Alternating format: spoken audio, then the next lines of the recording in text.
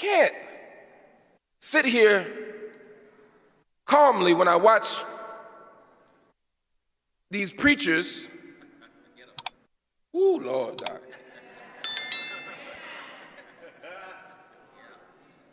And these bourgeois Negroes who will allow the church to be used as a shield for empire. Yeah. Yes, sir. Last week, there was a protest in the Great Mother Emanuel AME Church in South Carolina.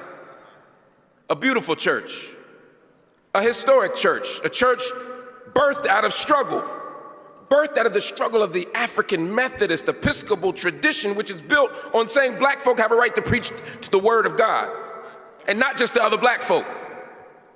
Black folk have a right to full humanity and full participation. Don't tell me you love God and you obey the commandments of God and the word of Jesus and tell me that black folk ain't got the same rights. So the AME Church is a church of struggle. And it's also a church of tragedy. We know that Dylan Roof went into that church and killed 9 beloved saints as they were praying.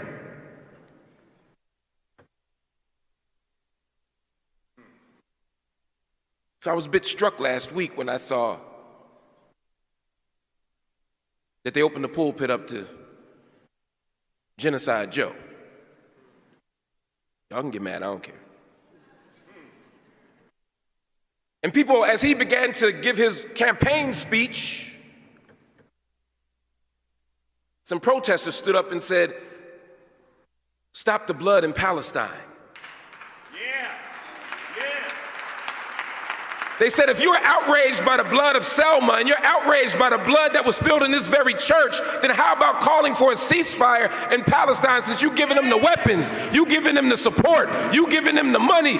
Joe, why don't you do something about it? They marched and stood up and got kicked out of the church, and people said, we're outraged. You know, I was outraged too. Yes, sir. How dare you use this sacred space? How dare you use this beloved pulpit? How dare you use this sacred tradition? How dare you use the words of Jesus, who overturned the tables in the temple, who was committed to overturning a Roman government, who was committed to speaking out against injustice? How dare you use this space as a shield for imperial war? How dare you use this space as a shield for violence? How dare you use this space as a shield for genocide? Go ahead, Mark. Go ahead. The moral atrocity that took place wasn't some disruptive protesters. It was the fact that you allowed the leader of the most violent and bloody empire in modern history to stand in this place and represent a tradition that he ain't got nothing to do with. Yeah. Yeah. How dare you?